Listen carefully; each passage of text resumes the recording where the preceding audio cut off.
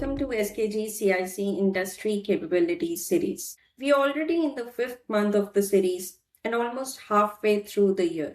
And it's almost going to be 1 year since the implementation of the 2025 RTO standards. Today, myself, Khush Gupta from SKG Consulting Services, and I'm joined by a very special guest, and you all know him, Mr. Sameer Mathur from CIC Group. We are addressing a very crucial topic, a very important word that anyone from vocational industry would understand and resonate with, the training and assessment strategies. Since the implementation of 2025 standards, there's been a lot of discussion and contradiction on that the TAS is not required as part of the 2025 standards. What does that actually mean?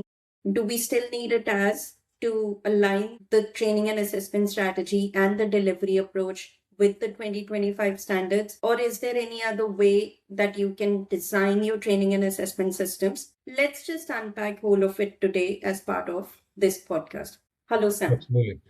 Thank you, Kush, for that wonderful introduction and putting the finger right on where it really matters. Because yes, training and assessment strategies is probably the most misunderstood document, so to speak, when it comes to the vocational training sector. Everybody have heard the name.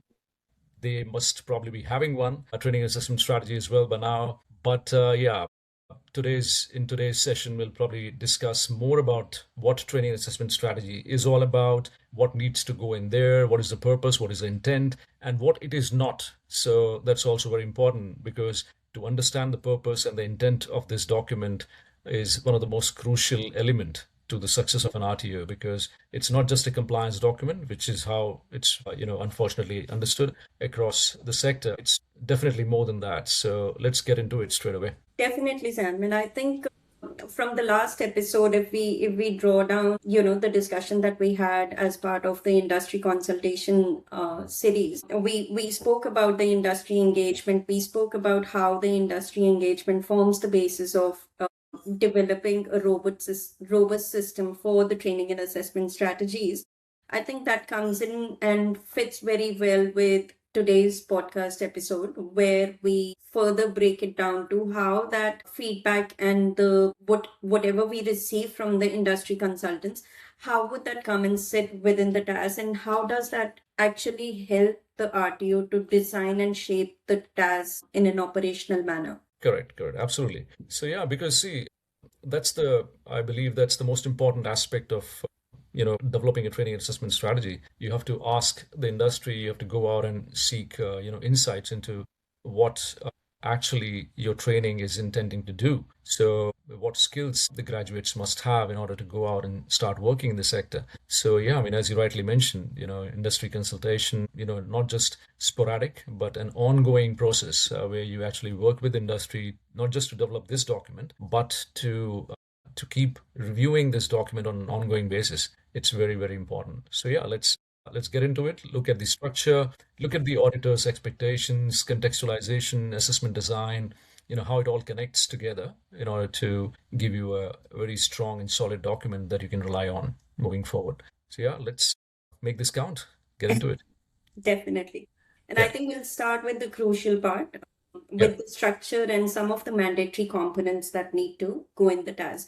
We'll Yeah. keep it at a very operational level. We assume and we know that everyone has been talking about, the outcome standards and what exactly are the outcome standards saying. For today's episode, we're going to translate it more into someone who's sitting and thinking how to develop the TAS in line with the requirements of the outcome standards. So what are the things that they need to consider, and what are the things that have to be in the TAS? What is it that they can take out of the TAS? So starting with that, some of the mandatory components that definitely need to go and sit in the heart of the TAS. So Correct. we'll start with what it actually means, because there's definitely a variation in, how the RTOs approach this and how exactly the TAS is designed within the RTO. So just to have that approach consistent across the board and to have that clarity, we'll break this down further. Sure.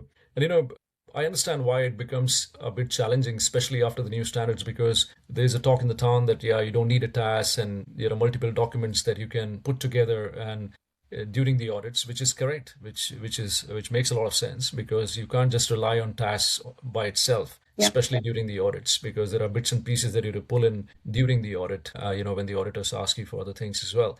And of course, above all, there is no prescribed format. If you look at that this is what you need to have in the task, and that Yeah. makes it even harder. So the RTOs are left to determine it themselves as to what they put in in the task and what should be there. So to start with, a training and assessment strategy, definitely, who is it for? What are you trying to do as a training provider? Mm. Most important thing is, who is the training for? The learner cohort. Who are you designing your training programs for? So the starting point, I believe, is a learner cohort. Who is this qualification for? What exactly, where are they placed? What kind of experience do they have? Do they have any prior qualifications that you expect the learner to have in order to, deliver your training programs? So I believe that's the most genuine starting point, as such, for the RTOs. And if you've got that bit right, then obviously, everything else will fall in place. So defining a clear learner cohort, I think, is the most important thing to start with. What is your take, Kush? No, I completely agree, Sam. And I think I don't know how and when and why this approach has gone into a very general approach when it, comes to defining the learner cohort. Because we've seen in practice either it'll go and sit to the domestic learner cohort or it'll come and sit for the international learner cohort. But then within those two cohorts also there's just so much of diversity that can happen. You have to consider so many other prerequisites on what kind of learners are you trying to target for this particular training and assessment strategy, because that particular aspect would determine the whole flow and information that goes in the strategy. How are you going to what is it, what is the amount of training that would be required for that particular learner cohort? How are you Sure. going to justify the volume of learning? Then what would be the sequence of the units? And the complete delivery and assessment flow would depend on who your learner cohort is. Correct. So, and then how much part of the training is going to happen in simulation, or whether it's happening in workplace, or whether they're doing it through apprenticeship pathway. So Yeah. there's just so much more to deciding what your actual learner cohort is, which is Correct. currently being taken in a very general manner, I would say, and not sort of enough thought is being put into, why it is so important to correctly get what your exact learner cohort is so that you Absolutely. can define the complete training and assessment style and Yeah. strategy, which actually counts. Yeah. So it, rather than being a document, it actually helps you to operate the qualification and to actually deliver the qualification in a more meaningful manner. I think that Correct. journey starts from that point onwards only. So if you get that wrong, and if that is not defined clearly in your task, that means Absolutely. you're not giving it enough thought, and then that document just becomes a Word document sitting in your folder instead of, Correct. actually defining how you're thinking about the training. Absolutely, absolutely. I can't agree more. In fact, what I've seen is, the same qualification can be offered to different learner cohorts. So you Mm. probably have to have multiple training and assessment strategies with different learner cohorts, which will probably have impact on the duration of the program and a lot of other things as well.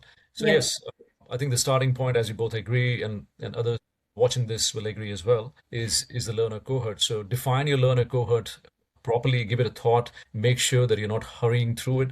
It's important to identify who this program is for, where they are placed at the moment, what their background is, and as you rightly mentioned, Kush, this is the most critical bit. If you get this wrong, most likely the other bits will not fall in place. Yeah. So that's the most important thing. Moving forward, Kush, what do you think is the next thing that should be into the training assessment? Another thing I think that is very much taken for granted is the entry requirements and the prerequisites and the pre-enrollment support that is required for the learners. So that becomes a very important component of the task to break it down before after you've defined your learner cohort. their limitations, you know their strengths, it is very important for the provider to decide what the entry requirements, apart from whatever is listed on the training register for the specific qualification.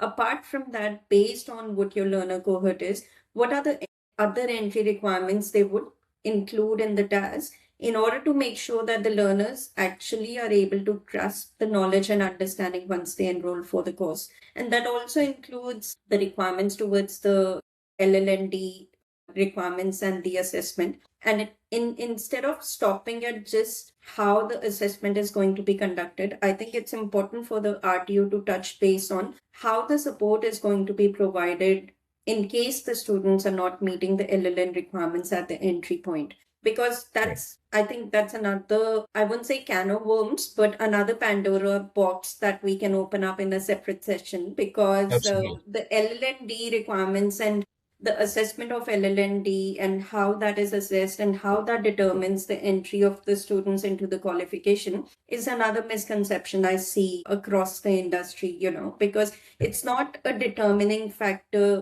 or a pass or fail result. It's just an entry point to determine if the student requires additional support in order to complete that qualification. And that support mechanism and the support system needs to be articulated very well in the task, because that becomes an important component to decide how that support is going to be provided to the student so that their learning becomes more meaningful and they're actually able to have an understanding of the qualification that they're getting into. Absolutely. I think that's important. That's very, very important, the LLND bit.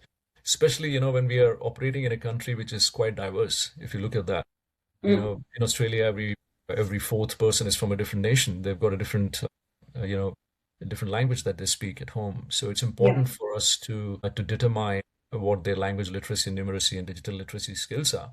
Because, as you rightly mentioned, then we can have a separate session on that, because there's so much that we can talk about in this area. But yeah, I mean, that's very important, because depending upon the AQF level, this task is, say, any tasks are being prepared for, whether it's for Cert 3, Cert 4, or diploma or advanced diploma, you'll probably need different language literacy and numeracy levels. So so we'll probably have a separate session on that. But yes, that's important. That's very important entry point. Apart from what the age will be, what are the academic qualifications, prior qualification that you want the learner to have, and of course the other entry requirements like USI and any other requirements that are particularly required for a particular program.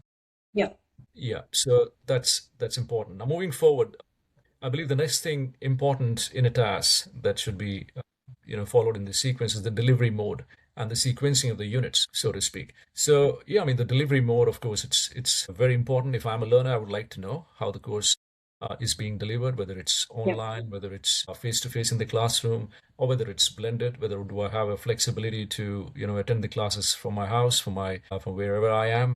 So it's important to clearly identify that as the delivery mode for this qualification is, or whether it's a work-based training. So it's important to highlight that and make sure that it's clearly stated, along with the sequencing. So what do you have to say, Khush, on the sequencing of the units? I think sequencing is where the biggest challenge comes, also given the operational style of the providers. I wouldn't say operational style, but operational challenges more so, because with the reduced numbers, especially when we talk about the Cricos market and the Cricos providers, with not having enough numbers in every intake and every opening that they have for enrolling the students, the problem or the challenge that we have in operational sense is that the students are jumping from one intake to another and they're joining the next groups. So the sequencing somewhere gets lost in that mix. But it's very important for the RTO to understand what sequencing cannot move and where they can go a little flexible. So that understanding is very important at the time of drafting the task. They need to have that flow of units, because very simple examples of a student entering a cookery environment or a kitchen environment, they cannot jump on to start making meats and other cooking products if they've not gone through the using basic methods of cookery or the basic. I'm not even talking about the prerequisites here because I think by now every provider is aware that they have to tick off the prerequisites. That's forgiven that the prerequisites have to sit on top Yeah, before they actually enroll the students into the other units.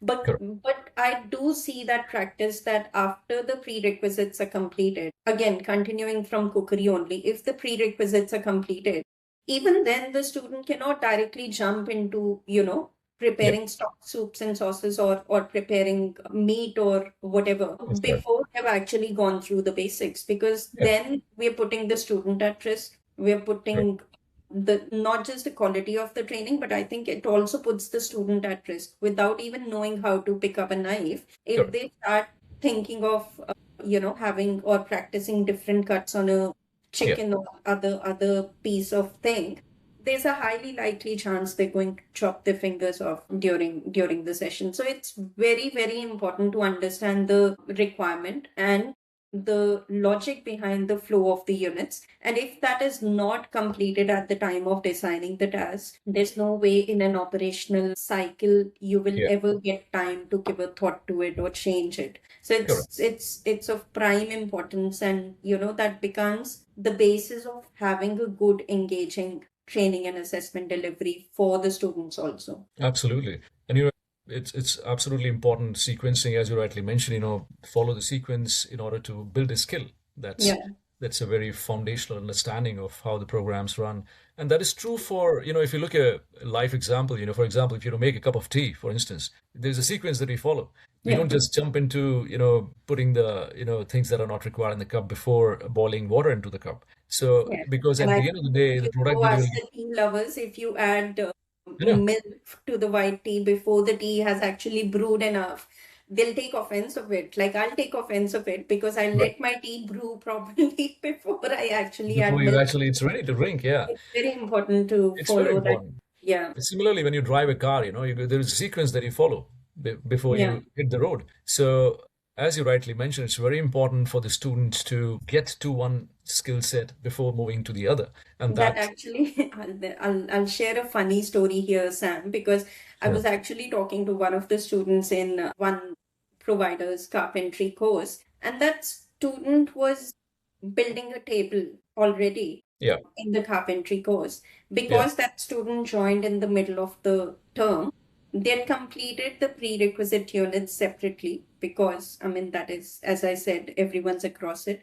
But yeah, he had not done any of the basic units on how to use the tools because, I mean, that was just a random visit as part of the internal, you know, audit that we were doing. And the yeah, student was standing there confused. He doesn't even know how to switch on the saw or something. Then right. he's out there in the workshop building the table. So if we go with that approach, I think it's a huge risk that we're putting everyone It on. is. Like not Yeah, just the student himself, but the other students who actually work with in that environment. So we need to understand the responsibility and the importance of having that sequence done properly and not compromise on that no matter what. absolutely. And I think we discussed this partly in the previous session that we did on industry consultation, Yes, because we got to reach out to the industry and ask them, what sequence would probably help the learners to build a particular skill set. And most of the time, the feedback that you get from the industry is very valuable. yes. So if you sequence it the way industry expects the learning to happen, Mm. then it definitely helps the learners and helps the outcomes, to improve the outcomes. So Yes, that's and wonderful. on that note also, I think there should be a system within the task where they can mark the units where the sequence can be arranged, Yeah, regardless, because there's some skill sets which can be rearranged. For example, if you're doing different techniques of paint or talking about removing or doing wallpaper, so once you've actually done the basic set of units, once yeah, you're thrown into the technical side of the trade or cookery, no matter what, then they're all standalone skill sets. Like whether you're yeah, doing poultry or chicken or, any other yeah. thing, you can go into anything once you've done the basic set of skills that are Correct. required to operate in a commercial kitchen or Yeah. in a workshop setting. So it's Absolutely. very important for the RTO now, coming back to the task and how that needs to be done properly, to mark off the units that can be rearranged and to block the units that should be completed as one single block before we. Yeah, the block study works very well. I've seen a couple of tasks from you, in fact, and they were really liked them the way they were structured and sequenced. Because when Yes. you've got the clearly defined blocks, that's when there's no confusion for the RTO what is to be delivered. The learners also know what to expect in the first block, Yes. and and all, and so on and so forth. So yeah, moving forward, I think the resources, facilities, trainer credentials comes next. Because once you've seen the sequencing, once you know the delivery mode, it's important to look at the resources, facilities, and trainer credentials. I think this is most of the time what I've seen is it's more aspirational, than being very actual in what you have with respect to the resources. Because it's important for RTOs to understand, the managers to understand, it's not about what you would probably have as a part of the resource. It's important to list down what you actually have, whether you're ready with the resources to go out and start delivering the qualification. That's what needs to be listed in the task. So if you're I writing that you have got, sorry, Kush, you were saying something. No, no, no. Go ahead, Sam. I Yeah. was I was just coming to. I'll let you complete and then I'll come to my point. Yeah, so it's not the intentions, it's the actual resources, the books, the physical facilities that you actually have, the MOUs for, all of that needs to be listed here, and which should be properly mapped to the unit of competency requirements, the assessment conditions. Yeah, Yeah, yeah. So what I was coming to is that there are two approaches here, because one, some providers, when they're taking up the qualification, they're not aware of what exact requirement is at the unit level for the physical resources. So they tend to source the list of the resources from a third party, which is compliant and which is as per the training.gov requirements for each and every unit of competency. 80-90% of the providers, they sit with that list. Now what happens is, when it comes to audit, obviously, either, again, there'll be two categories of providers there. One, they will go with the list and they'll source each and everything that is there on the list. They're still well, okay. They're above the water. They've done what is required. The only thing is they've taken some help, which is fine. Now the second category provider is, they've taken the list from the third party. They've put it on the task that they've got all of that. But then the actual facilities that they have is nowhere near to what is written in the facilities checklist. And they've got it all documented that this is what we have, and this is what the requirement is. And it yeah, doesn't match with your exact physical resources that you have. And that is where the gap widens and the correct. problem starts. So one way of addressing it is, you keep that as the base. When you source a list from a third party or wherever, or you sit down and make a list of the resources from the training.gov, obviously you have to keep that as a base, because there's a reason why it is all listed there. Then you bring it to your physical resources and see what all is getting ticked off. And then you also see if you've got a replacement item for a particular item. And that's how you contextualize the actual physical resources before they actually go and sit in the task. Correct. I think up until last year, if we discussed this with people in the industry, we would be considered as lunatic people. But from the implementation of 2025 standards, I think the language is getting Yeah, across better. Now people think that this is logical and this needs to be done, which is a very sure. welcoming change, especially for people like us who understand and who push the need for evaluating all these things.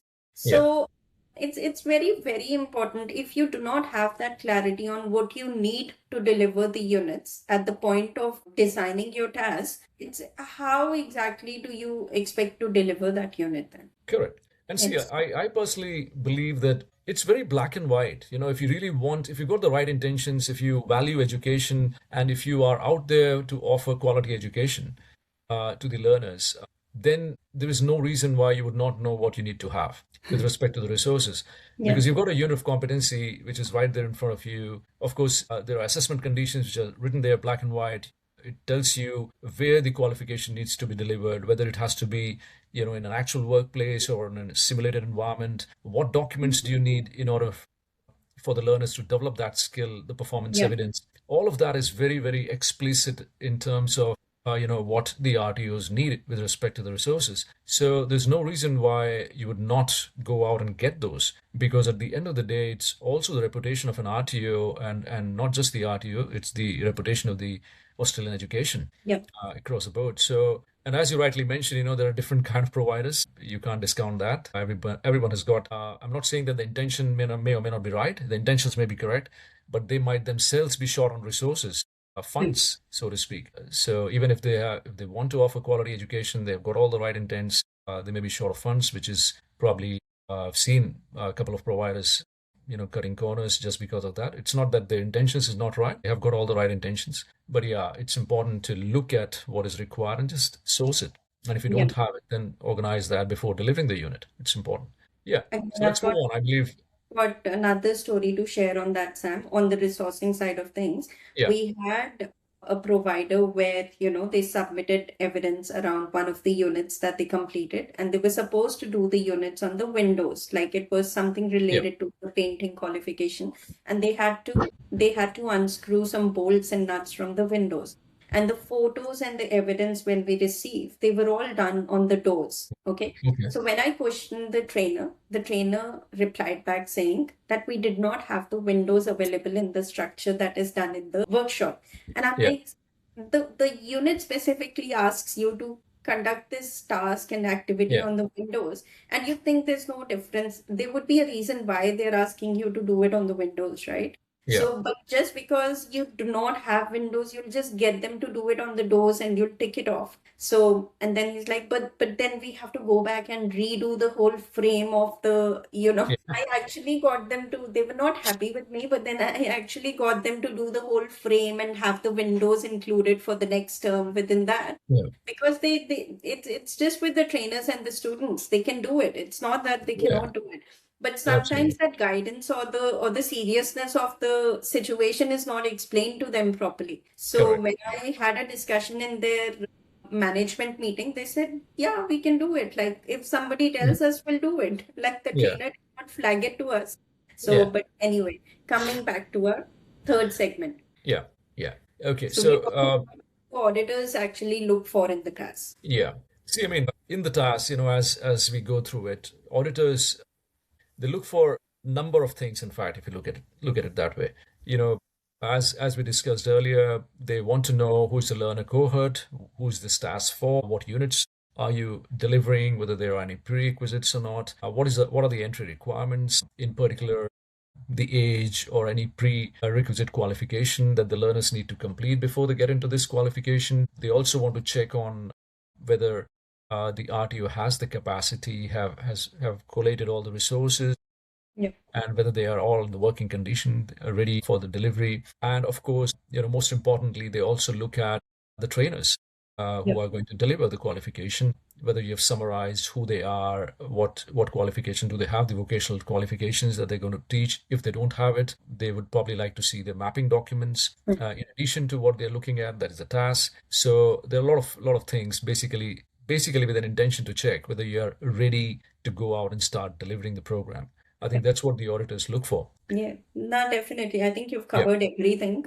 I would just add, like, one is overall consistency throughout the task because they that is something which is very common. Again, if you've picked up the list of electives, it needs to reflect throughout the task, whether it's the assessment resources or the delivery schedule or wherever you're picking up that list of the units, it needs to Yeah. be consistent throughout the task. Then with the hours and the training schedules and the delivery schedules that you're presenting within the task, that is another thing that is usually, it goes misaligned because sometimes when we make changes at one place, it's not reflected in the other place. So that's another thing. And then also incorporating the industry feedback and the industry consultation records on how that feedback has actually helped the provider to design the task in the way that they've done it. How does that incorporate into the task, and what are the changes that actually have been made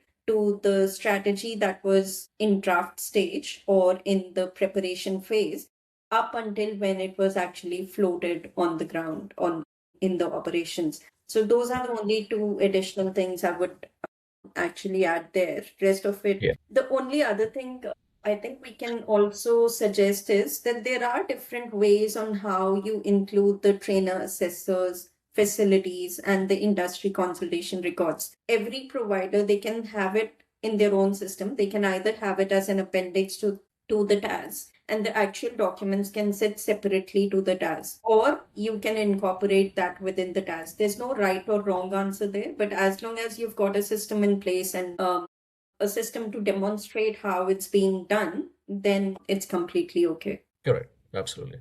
So yeah, I mean, as we discussed earlier, there can be multiple documents, going alongside the task. Yeah. So it's important to have them ready as well. Yeah, moving forward, I think the contextualization requirements. Hmm. Again, that is one area where I've seen many RTOs falling short in this area. I'm sure there will be a lot of stories to talk about when we talk about contextualization.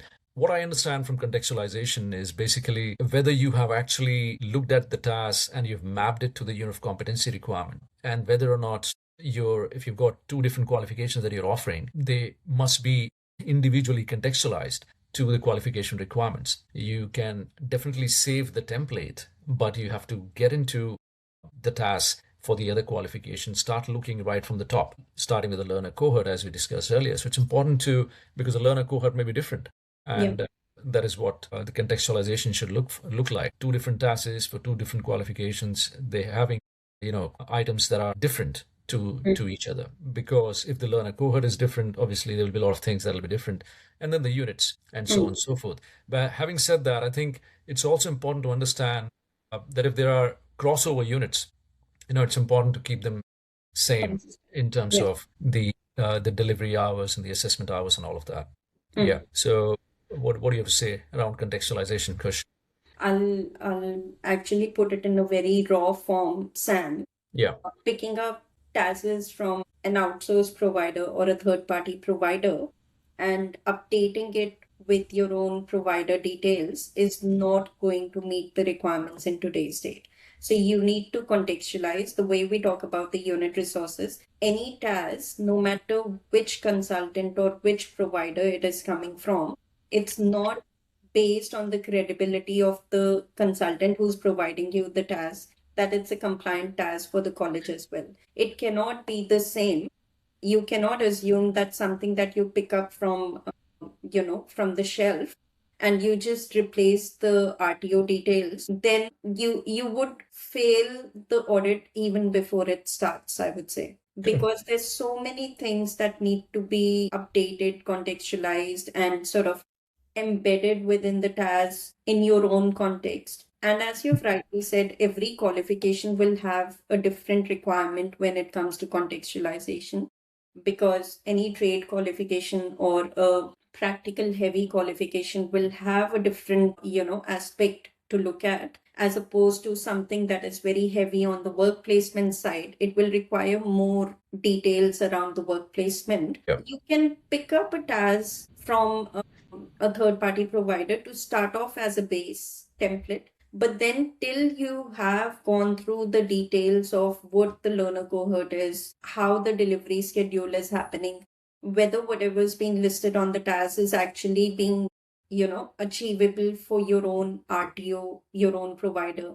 Again, coming back to the facilities checklist, the simulation environment, that is such an underrated thing in the task because it's just left as a paragraph. And it hurts me to see that when we pick up it as for the review, it matches nowhere to the actual simulation environment that is being made available by the RTO. And there are providers who do much more than what is written in the task. And then there'll be so many providers who are nowhere near to what is written in the task, because it's just left as a static field of, that the simulation environment replicates the live environment. It is such I just hate seeing that statement in any of the tasks, that the simulation environment replicates the live environment, and that's it. It finishes off there. How? Like, what is it that the college has done in order to make that happen and achieve that? That needs to be there in the task. Otherwise, I call it that way, that you keep your task with an intent that anyone who's from outside the industry also picks up a task and they understand how the delivery is happening. That is the rule of thumb. If Yeah. that is not being achieved, your TAS is not compliant. Absolutely. And that is the thumb rule, and that is how it should be, I believe. And the simulation, talking about simulation, I think I make it a point when I make it as that simulation, the section for that simulation is probably one of the biggest sections. Because see, vocational training for me, it's all about skills development. And if you pick up any unit of competency from the training packages, you'll see that the assessment conditions in most of the cases will say either in the actual workplace environment or a simulated workplace environment. And most of the units, if you talk about the private RTOs, they usually simulate the unit, and then by the context of it, you're actually delivering the unit in a simulated environment, the entire qualification in a simulated environment. And Yeah. that's why you need to have that section detailed out as to what is it, how you have prepared it, how you came up to a point where yes, the simulation meets the industry requirements, Yeah. and you provide evidence to ensure, in case the auditors ask you how Yeah. have you developed your simulation setup and all that. So you're right. I mean, there are tasks that I've seen. There's just one-liners there. It replicates the actual environment, and then Line. that's about it. Yeah. Yeah. Anyway, we can again talk about this as a separate section on simulation, I believe.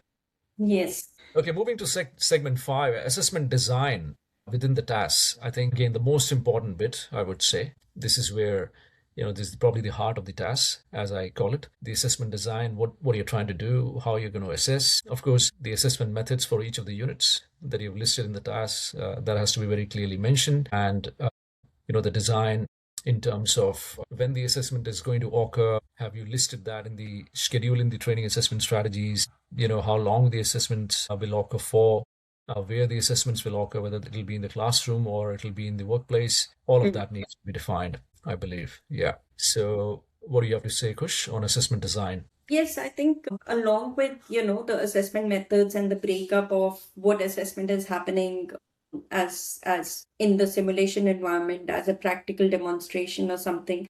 So there needs to be clarity. There needs to be a black and white representation of how Sure. much time is being allocated to that practical demonstration. When is it occurring? In what environment is it occurring?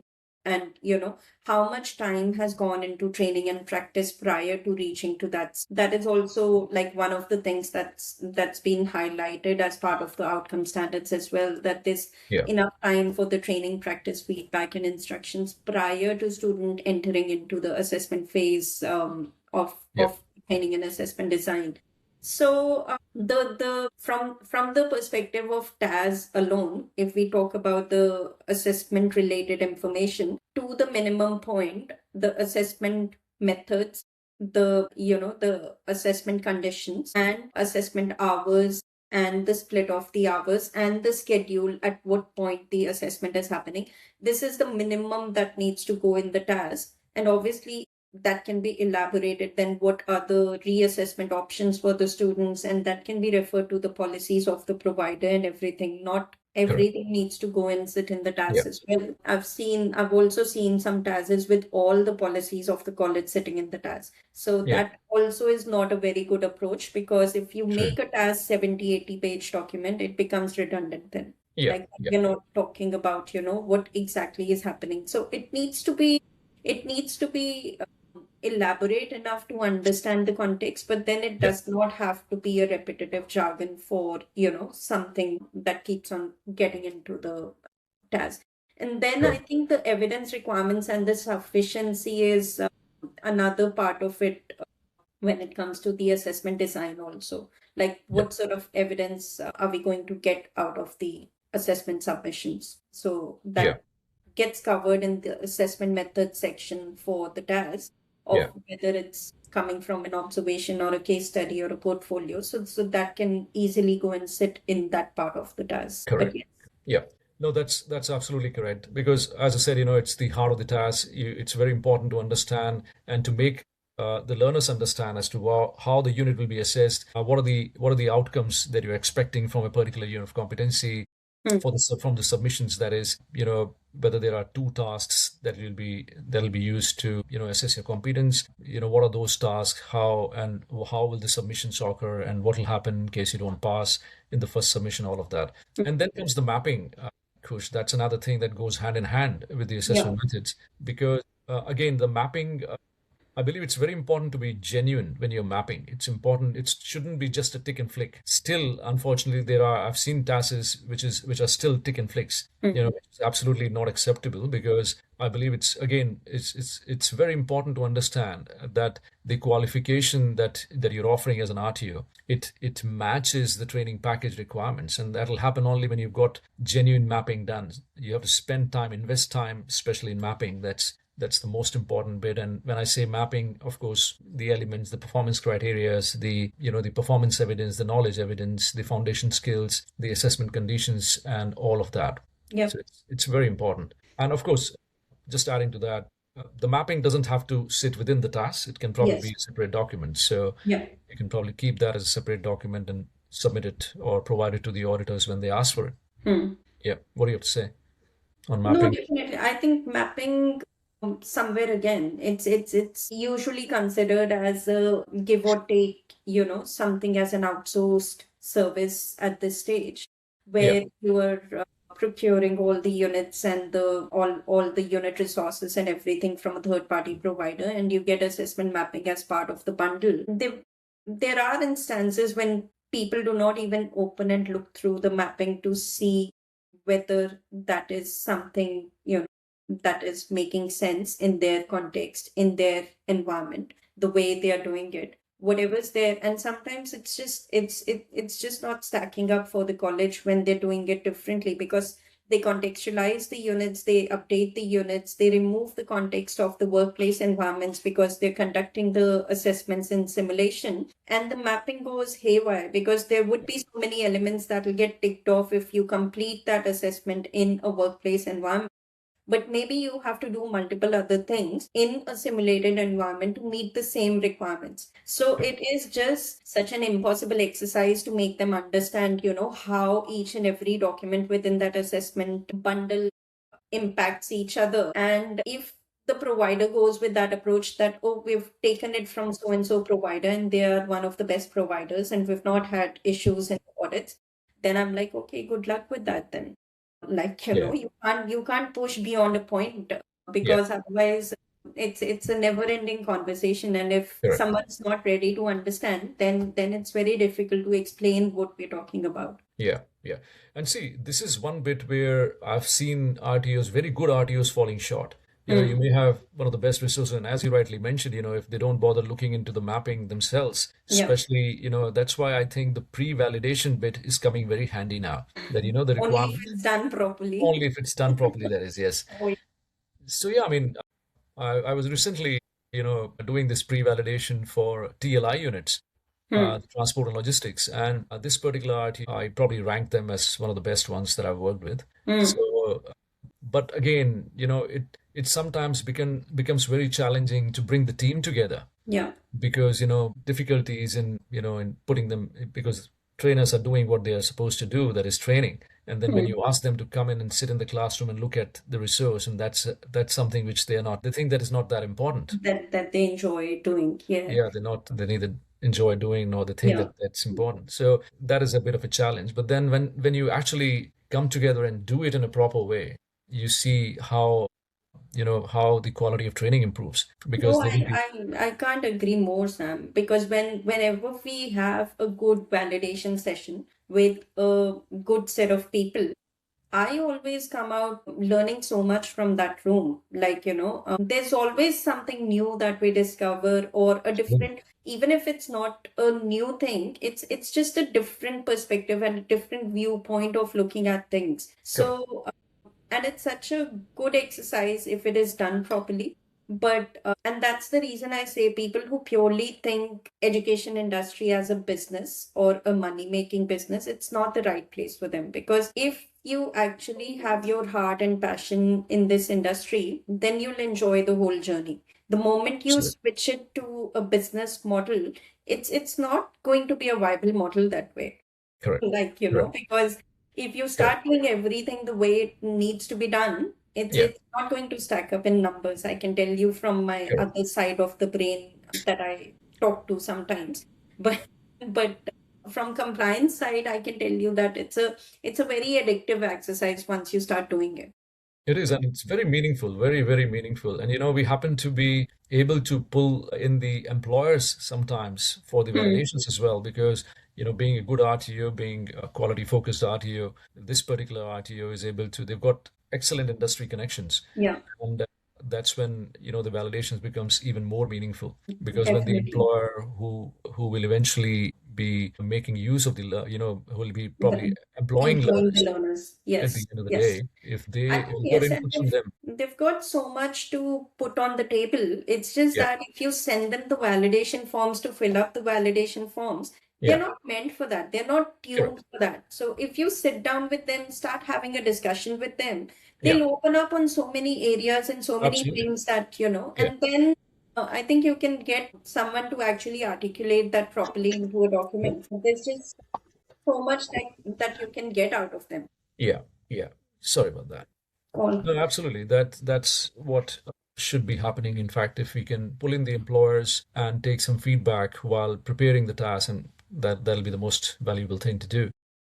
I think recognition of prior learning is another thing, but we'll cover that as a separate topic because then Yeah, we'll keep talking about it. Huh? we'll probably talk about that later. Yeah. Yes. The evidence requirements, I believe, is the next, and sufficiency. So again, evidence requirements, once again, if the task is being made, keeping in line the unit of competency requirements from the training package, then what are the evidence requirements for each unit Yeah. of competency. And then obviously the sufficiency comes in once you have mapped it properly, once you know that yes, this is the level of understanding the learners need to have, you probably draw out how much thereafter. Yeah. The sufficiency element kicks in thereafter. Now, how many observations are required? How many instances of the task must be demonstrated? What does a complete portfolio need to look like? All of this is very important, talking about the evidence requirements. Yes. So, if you've identified an assessment method as, say, a portfolio or a project work for a particular unit of competency, you need to clearly identify what needs to go into the portfolio. And as I said, Mm. it's once you do the mapping properly, you know that okay, what are the bits and pieces from the knowledge evidence that will go into the project work, Yeah. how the observations will be done, and what are the aspects on which you'll be observed as a learner. All of that will form a part of the portfolio as well. So again, that's very important. Yes. And yeah, I think we'll cover that in our another session when we talk about the assessment design and the components of the assessment.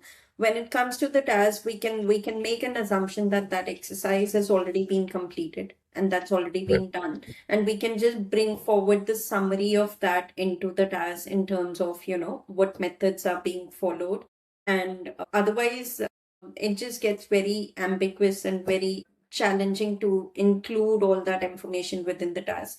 But Right. yes, that confirmation and that confidence needs to flow within the provider that Yeah. when they're doing the task, because they cannot just like randomly pick up the assessment methods and think that it's going to meet the requirements, because Correct. it's just such a complex matrix. Unless it is done properly, you cannot get it right. Yeah. Yeah. Yeah. So, It's important. okay. So moving on to our next segment, which is linking the task to industry consultation. And I know this is one of your favorite topics. So I'll take a back seat and I'll let you drive this conversation. Yeah. See, I mean, industry consultation, we've been talking about this right from the beginning of this podcast, and in the previous ones as well, we spoke about industry consultation. Again, it's a no-brainer, if you're preparing the learners to work in the industry, you got to Yeah. consult with industry and see what they want. Yes. But unfortunately, it is not happening to the level that it should. But the good part about the new standards is that it has opened up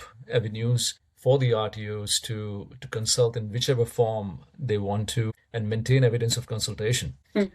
But the most important issue that is really alarming as a part of my research that I'm still on with is the declining confidence of the employers Mm.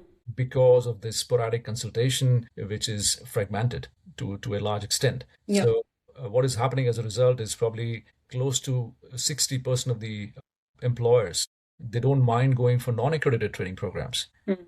When you go and out and ask them as to, well, would you like to, go in for a statement of attainment for this particular skill set? The answer is, well, we don't mind. Even the non-accredited program is fine because there's no difference. So So why bother paying more, or why bother, asking the learners to go out and do a full length program when Yeah. there's no difference as such? So see, those are the key breaking points when you lose confidence, as an employer. So industry consultation, what I am trying to propose through my research is it has to be, a shared value based consultation model where there is a shared value and understanding between the employer and the RTO. Mm. And the feedback loops are ongoing and continuous. It's not that you engage or consult with the employers just once in a year or twice in a year and fill up that form and put it in the folder. And you Mhm. say that I've done the industry consultation, it's done and dusted. But it has to be ongoing. And as we just discussed, if you're calling an employer and taking their inputs during the validation sessions, at times, I understand that not every RTO will have the skills or have the employees who will understand what the employer is trying to say. Yeah. But that is where I think the AI can be used very efficiently. Hmm. The AI-enabled feedback loops, where you can have the data collected and help use AI to analyze the information, Sometimes. Yeah. summarize the information. Then you'll have exactly explicit action items. Hmm. Well, this is what the employer said. You said we did, kind of a relation is what you need to Hmm. have Hmm. with the employers. That's very, very important. So yeah, I mean, I believe that is what should be happening. Yeah. Consultation has to be ongoing, it has to be based on shared values so that the curriculum design can be improved. And not Hmm. just that, even the assessment practices will improve moving forward. Yes. And if you improve the curriculum design, the assessment practices, of course, the learning outcomes will be different. Will definitely Yeah. improve. No, definitely. I think you're spot on, Sam. And with the whole industry consultation exercise, I think it's somewhere sort of lost the plot and lost the value previously. Yeah.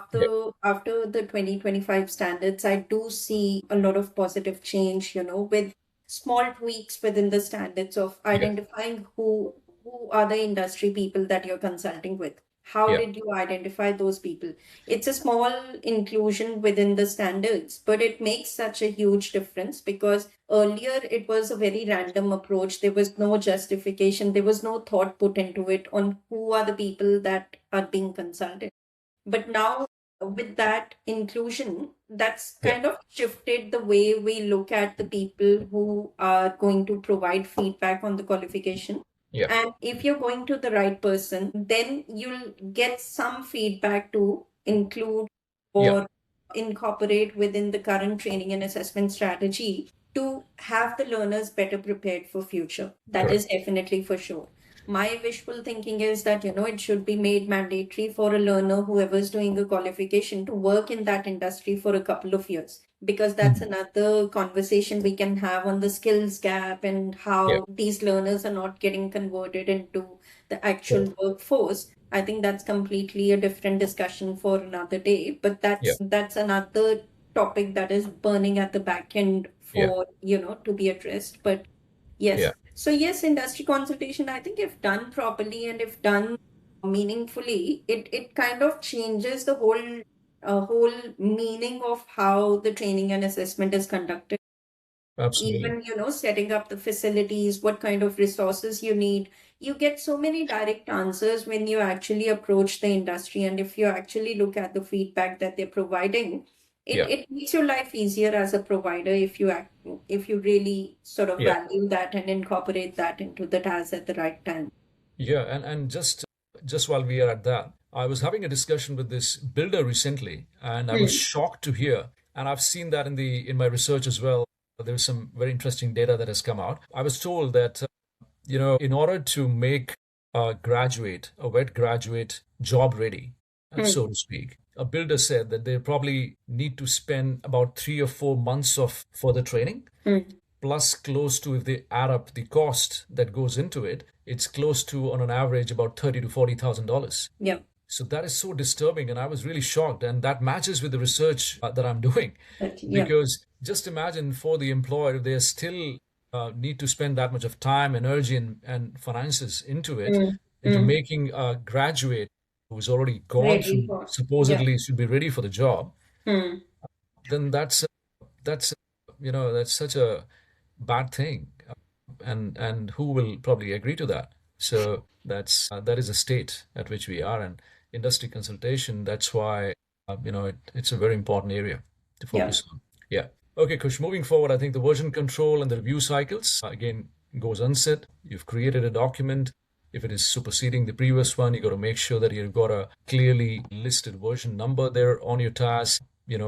What document is it? What is the Yeah. version when it has been released? And if it is superseding the previous version, you got to probably write a bit about what has changed so Hmm. that it's clear into why this new version has come into being. So that's again very important. Yeah, what do you have to say on that? No, I think version control again, Sam. It's a very ignored sort of Yeah, section within the RTOs. But I feel any provider who's got a control of their documents yeah, and they've got their version control in control, they are the best governed yeah, providers because they exactly know what are the improvement cycles, what are the changes that are happening. They're documenting it, they are, updating the versions. The yeah, versions are all systematic story of how the evolution has happened within right. the language. So, as an internal auditor or as a reviewer of any of the documents, the moment we see a clarity in the flow of the versions of the documents, the confidence level is at another place for Oh those yeah, providers. Because if you've got that clarity on when the change happened, what was the yeah, change that happened, why did that change happen, you know your thing. That just tells a different story about, rather than just having random versions of one and then good. 1.1 and then two and then again going back to one. So Correct. you get to know when you're looking at the documents of, Yeah, what you're dealing with. So absolutely.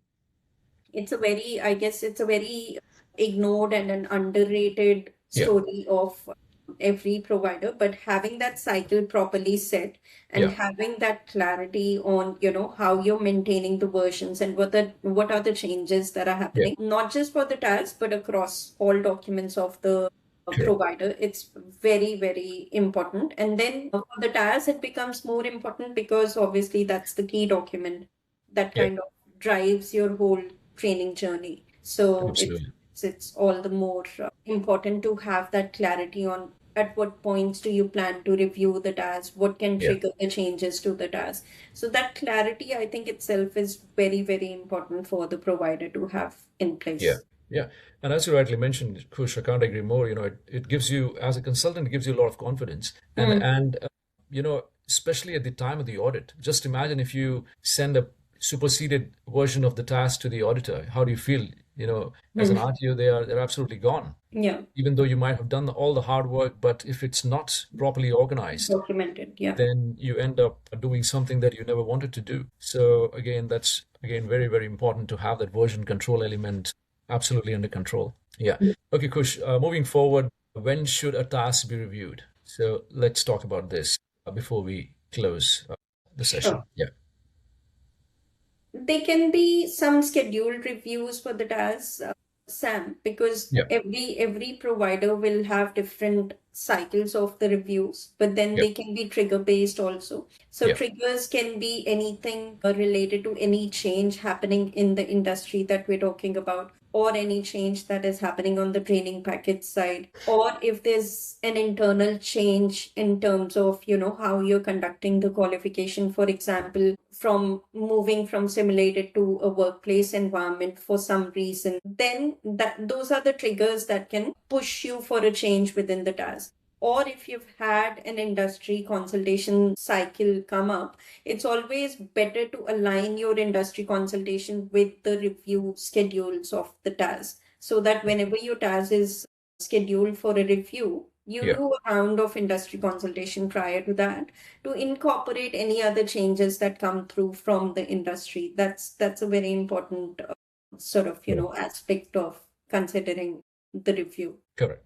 Correct. Absolutely. And usually the documents I've seen, they're annually reviewed. Hmm. So it's important, when you say that yes, this task has been reviewed on an annual basis, and you put that rubber stamp, it should not just be a compliance tick exercise. Yeah. It's important to actually review your document. You've got to make sure that the learner cohort is still what you've listed in the task, and Hmm. right from what we've discussed from top to bottom. Yes.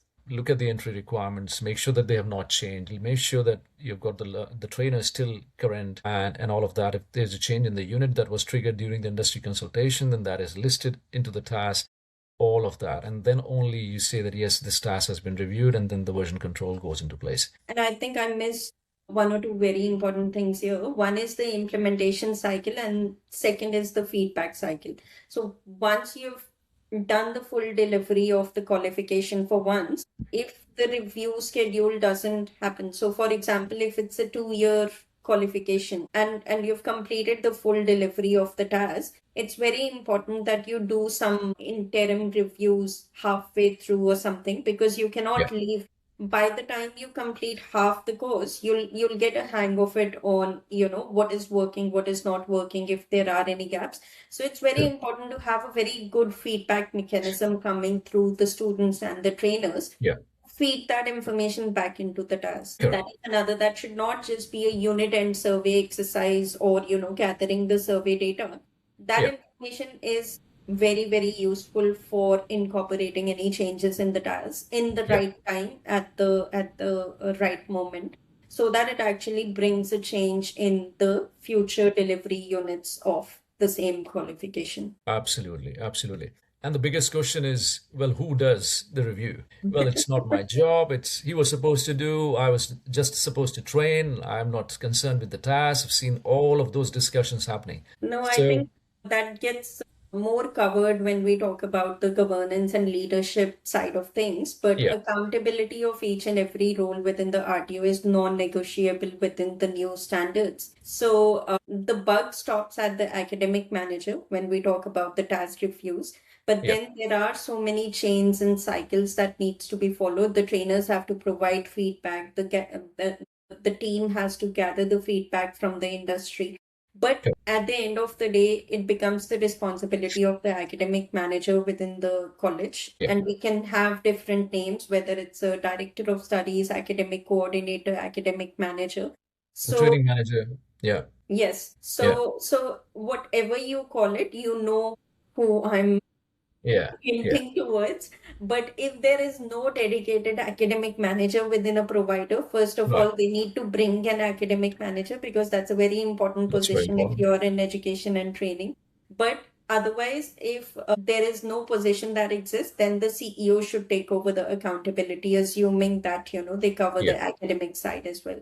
But hands down, I think it's the academic manager who needs to complete it regardless. It cannot be done by yeah, the trainers. It cannot be done, by any other admin staff or admin person. So correct. the process will involve a lot of other people, but the Yeah, ultimate responsibility would stop at the academic manager.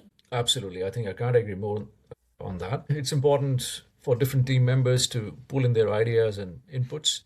Yeah. Yeah, the academic manager, the training manager, whoever it is responsible to make sure that the task is reviewed as per the schedule. So yeah, I think we've covered a lot of ground today, right from what a task document is, what has to be in the task, what are the different elements that go into it, and we've taken a step further down to look into each of the elements and have discussed that as well. I believe this discussion will help a lot of providers out there and any other person who is engaged in preparing a task document or reviewing that for that matter. And yeah, I hope it helps someone someday out there. So yeah, as a closing statement, what would you like to state, Kush? Nothing much, Sam. I think we've covered almost everything during the session. But if I have to take away one single thing from the session, I would say stop taking tasks as a formatted document or a template document, and make it a live, breathing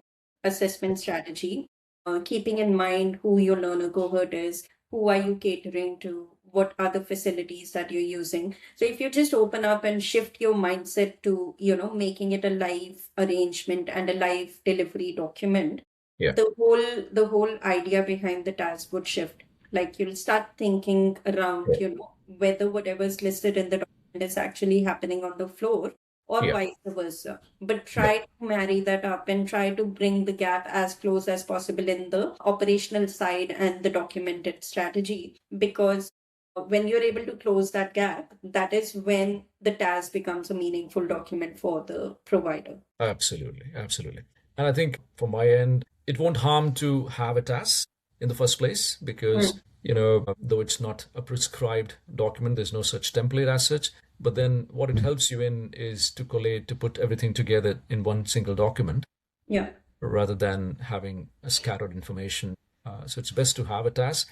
And of course, not just have a task, just have supporting documents with it so Yeah. that, you don't rush on the day of the audit. So yeah, I think it was a good session, Kush. Thanks for your time. Thank you so much, Sam. And And see have you a next wonderful day. time. And we are discussing validations next time. So it'll Wow. be another interesting session for us. Looking forward to it. Great. Thank you, Sam. Thank you. Take Thank care. you. Bye. Hello and welcome to SKG CIC Industry Capabilities Series. We are already in the fifth month of the series and almost halfway through the year.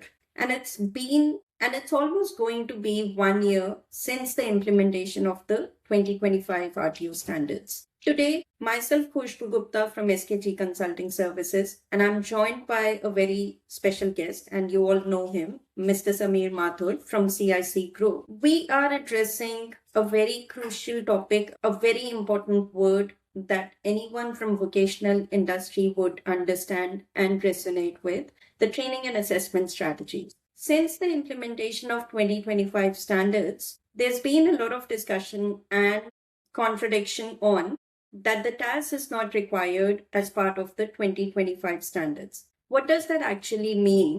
Do we still need a TAS to align the training and assessment strategy and the delivery approach with the 2025 standards? Or is there any other way that you can design your training and assessment systems? Let's just unpack all of it today as part of this podcast. Hello, Sam. Absolutely. Thank you, Kush, for that wonderful introduction and, putting the finger right on where it really matters. Because yes, training and assessment strategies is probably the most misunderstood document, so to speak, when it comes to the vocational training sector. Everybody have heard the name. They must probably be having one, a training and assessment strategy as well by now. But yeah, in today's session, we'll probably discuss more about what training and assessment strategy is all about, what needs to go in there, what is the purpose, what is the intent, and what it is not. So that's also very important because to understand the purpose and the intent of this document is one of the most crucial element to the success of an RTO because it's not just a compliance document, which is how it's unfortunately understood across the sector. It's definitely more than that. So let's get into it straight away. Definitely, Sam. And I think from the last episode, if we draw down, the discussion that we had as part of the industry consultation series, we spoke about the industry engagement. We spoke about how the industry engagement forms the basis of developing a robust system for the training and assessment strategies. I think that comes in and fits very well with today's podcast episode where we further break it down to how that feedback and whatever we receive from the industry consultants, how would that come and sit within the task and how does that actually help the RTO to design and shape the task in an operational manner. Correct, absolutely. So yeah, because see, I believe that's the most important aspect of developing a training and assessment strategy. You have to ask the industry, you have to go out and seek insights into what actually your training is intending to do. So what skills the graduates must have in order to go out and start working in the sector. So yeah, I mean, as you rightly mentioned, industry consultation, not just sporadic, but an ongoing process where you actually work with industry, not just to develop this document, but to keep reviewing this document on an ongoing basis. It's very, very important. So yeah, let's get into it. Look at the structure, look at the auditor's expectations, contextualization, assessment design, how it all connects together in order to give you a very strong and solid document that you can rely on moving forward. So yeah, let's make this count. Get into it. Definitely. And I Yeah, think we'll start with the crucial part, yeah, with the structure and some of the mandatory components that need to go in the task. We'll yeah. keep it at a very operational level. We assume and we know that everyone has been talking about, the outcome standards and what exactly are the outcome standards saying. For today's episode, we are going to translate it more into someone who's sitting and thinking how to develop the task in line with the requirements of the outcome standards. So, what are the things that they need to consider, Yep. and what are the things that have to be in the task? What is it that they can take out of the task? So, starting with that, some of the mandatory components that definitely need to go and sit in the heart of the task. So, Correct. we'll start with what it actually means, because Sure. there's definitely a variation in how the RTOs approach this, and how exactly the TAS is designed within the RTO. So just to have that approach consistent across the board and to have that clarity, will break this down further. Sure. And I understand why it becomes a bit challenging, especially after the new standards, because there's a talk in the town that, yeah, you don't need a task and multiple documents that you can put together and during the audits, which is correct, which makes a lot of sense, because you can't just rely on tasks by itself, Yeah. especially during the audits, because there are bits and pieces that you have to pull in during the audit, when the auditors ask you for other things as well. And of course, above all, there is no prescribed format. If you look at that this is what you need to have in the task, and that Yeah. makes it even harder. So the RTOs are left to determine it themselves as to what